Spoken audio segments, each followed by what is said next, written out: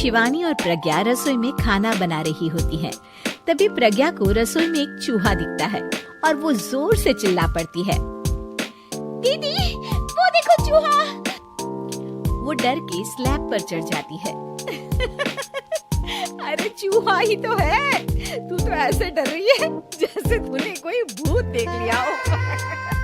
कितनी डरपोक है तू भी ना प्रज्ञा। अब ज्यादा हंसो मत दीदी, हर इंसान को किसी न किसी चीज से डर लगता है। लगता होगा, पर मुझे तो किसी चीज से डर नहीं लगता। मैं तो बहुत बहादुर हूँ, पर तू हद कर दी भाई, एक चूहे से डर गई है। एक दिन प्रज्ञा अपने कमरे से बाहर निकल रही होती है और तभी शिवानी उसे पीछे से आकर डरा देती है। प्रज्ञा एकदम से उछल पड़ती है। दीदी, ऐसे भी कोई मजाक करता है क्या? अरे जरा अपनी शक्ल तो देख, एकदम बैंगन की तरह नीली पड़ गई है। अरे मेरी देवरानी इतनी बड़ी डरपोक है, मुझे तो पता ही नहीं था। आप ऐसे चौंकाओगे तो कोई भी डरेगा ना? अरे नाना, कोई बहाना अब काम नहीं आएगा। आज से ना तुम्हारा नाम है डरपोक प्रज्ञा।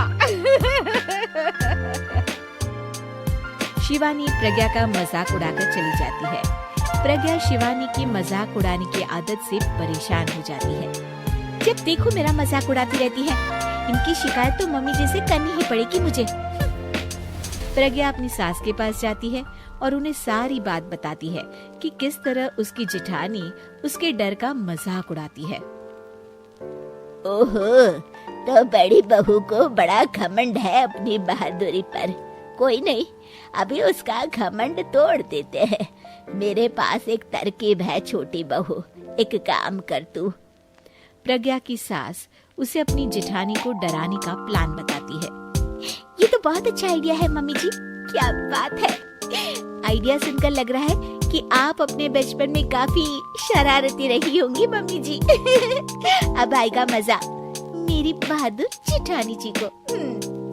प्रज्ञा अपनी जेठानी को डराने का एक प्लान बनाती है। रात में वो शिवानी के पास जाती है और कहती है, दीदी मुझे ना बहुत डर लग रहा है। क्या हुआ मेरी डरपोक देवरानी? दीदी मैं छत पर गई ना तो मुझे ऐसा लगा कि कोई वहाँ है। ऐसा लगा जैसे मुझे कोई वहाँ देख रहा था, जैसे कोई साया। अरे क्या बक रही हो, तेरा वहम होगा। नहीं नहीं दीदी, आप चलो ना प्लीज मेरे साथ, मुझे तो बहुत डर लग रहा है। मेरी एक साड़ी सूख रही थी, वही लानी है। प्लीज आप चलिए ना ऊपर मेरे साथ। ओहो चल। प्रज्ञा शिवानी को बहाने से छत पर ले जाती है और वो उसके पीछे चल रही होती है। ले आ गए हम छत पर, कहाँ है भूत, दिखा, कहीं तो है नहीं। तभी प्रज्ञा चुपके से सीढ़ियों पर छुप जाती है और शिवानी छत पर अकेली रह जाती है। अरे प्रज्ञा कहाँ चली गई? प्रज्ञा एकदम से सीढ़ियों का दरवाजा बंद कर देती है। अब शिवानी को डर लगने लगता है। मैं नीचे चली जाती हूँ। लगता है प्रज्ञा भी नीचे ही चली गई है। तभी उसके सामने एक खुले बाल सफेद साड़ी में औरत खड़ी होती है।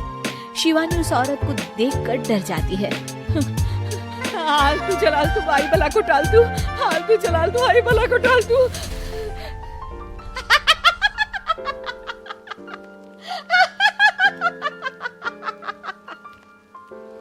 चुड़ैल की हंसी सुनकर शिवानी बुरी तरह डर जाती है।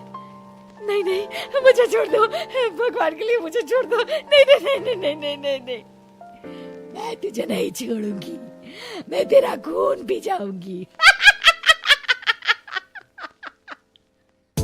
तभी चुड़ैल की हंसी उसकी सास की हंसी में बदल जाती है।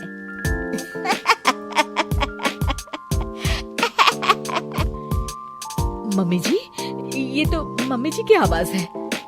शिवानी आंख खोलती है तो सामने उसकी सास चुड़ैल का मेकअप करके खड़ी होती है और प्रज्ञा और उसकी सास जोर जोर से हंस रहे होते हैं। क्यों मेरी बहादुर जेठानी जी, आप तो कहती थी कि आप किसी से नहीं डरती। ये तुमने अच्छा नहीं किया प्रज्ञा। और सासू माँ, आप भी इसके साथ मिलकर। और नहीं तो क्या बहू, तुम अब मेरी छोटी बहू का ऐसे मजाक बनाओगी तो मुझे तो चुड़ैल बनना ही पड़ेगा ना। प्रज्ञा और उसकी सास और जोर जोर से हंसने लगते हैं और शिवानी गुस्से में नीचे चली जाती